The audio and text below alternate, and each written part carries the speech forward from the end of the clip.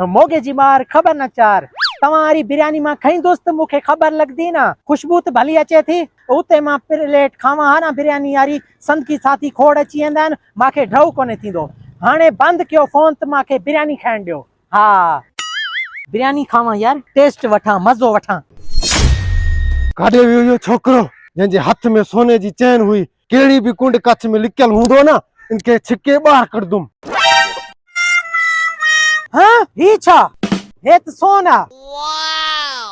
ही चैन दुकान वारे जी बिरयानी में अची वई हूंदी हे सोन कीमती आ मां त माला माल थी वेंदुमि इन्ही गंजे के क्या खबर या सोने वारी चैन दुकान वारे जी किरी या बिरयानी में ना बल्कि या मूं पंहिंजे हथन से सोने जी चैन बिरयानी में लिकाई आ ही केरु हमरा आहे रस्ते ते बिरयानी खाईंदो वेठो आहे इन्ही मथां छोकिरे खे रस्ते वेंदे ॾिठो हुजे इन्ही खां तो वञी पुछां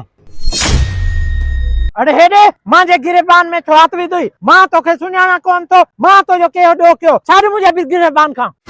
हितां हिकिड़ो छोकिरो टपी वियो आहे उनजे हथ में सोने जी चैन हुई तो उनखे ॾिठो त न आहे हाँ इयो डांद इते भी वरी पुजी वियो हाणे सोने जी चैन न बजदी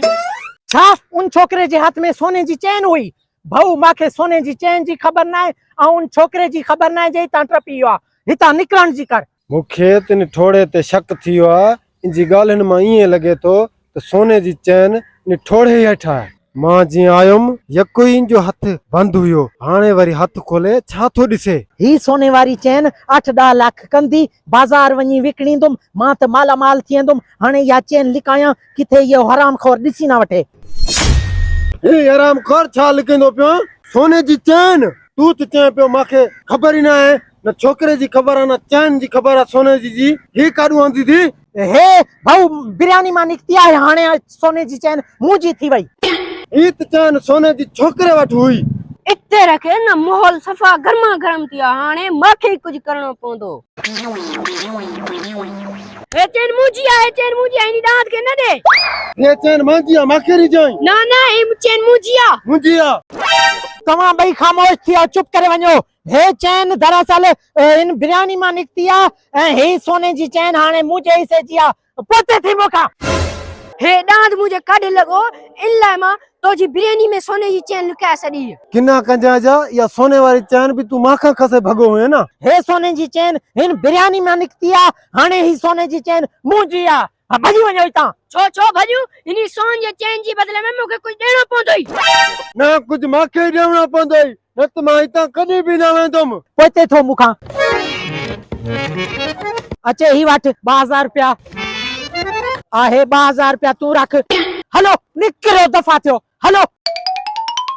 हाणे इहा सोने वारी चैन लुकायां किथे कोई ॾिसी न वञे रस्ते जो कमु आहे हाणे मोगा बिरयानी खा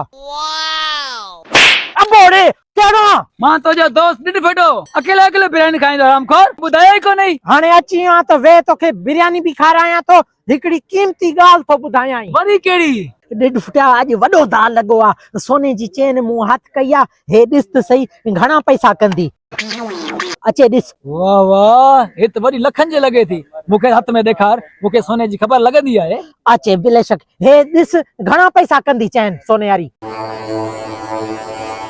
ॾे हल मां रोटियो कीअं लॻोई तोर ते ॾियो भलो लॻो मालो माल थी वियोसीं हल हाणे ॿी जॻह ते काथे फुरूं हली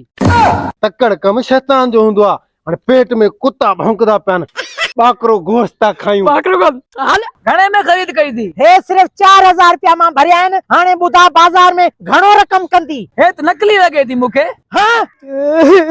वाकई मोगा तोखे 4000 चूड़ो लॻी वियो तूं त लालच में हाणे फांसी में सियाणा सच चवंदा आहिनि लालच आहे बुरी बला मोगे जी मार ख़बर न चाहे